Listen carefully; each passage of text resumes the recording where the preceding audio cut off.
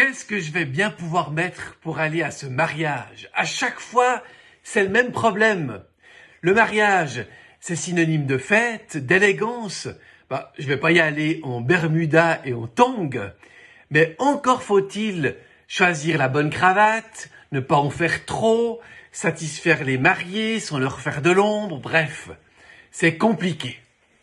Après, si on n'applique pas ces règles et qu'on va à la noce comme on va à la plage, on risque d'essuyer tout au plus quelques critiques ou regards un peu désapprobateurs, mais quand même pas le sort qui est réservé à l'invité indélicat de cette fameuse parabole racontée par Jésus.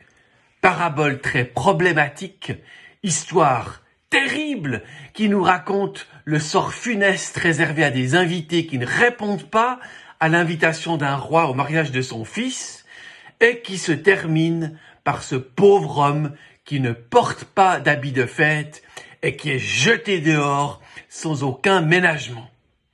D'un point de vue strictement humain, cette histoire est tout simplement incompréhensible. Mais si on part du principe que le roi de l'histoire est en fait Dieu lui-même qui nous invite à son banquet, là, les choses deviennent intéressantes. Le fin mot de l'histoire, c'est que Dieu nous invite tous. Il nous invite à venir aujourd'hui et maintenant à son banquet. Il nous invite déjà à entrer dans son royaume. Et il le fait parce qu'il nous a tous choisis.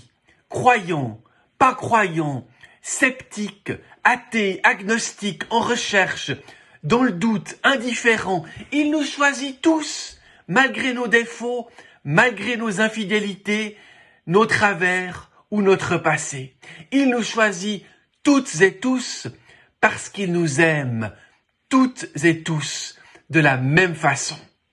Ainsi, les différents invités ne sont pas forcément telle ou telle personne, élue, non élue, mais les différentes dimensions de notre personne.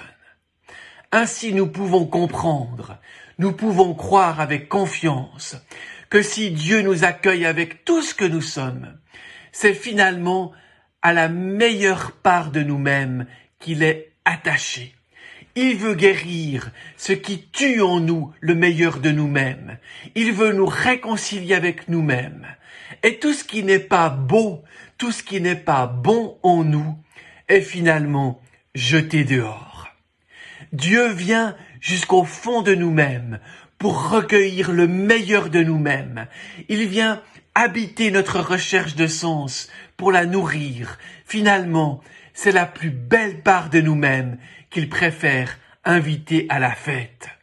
Une fête qui va déployer toute son étendue au jour du royaume, mais une fête à laquelle nous pouvons déjà commencer à nous préparer aujourd'hui et même à en goûter les prémices ici-bas.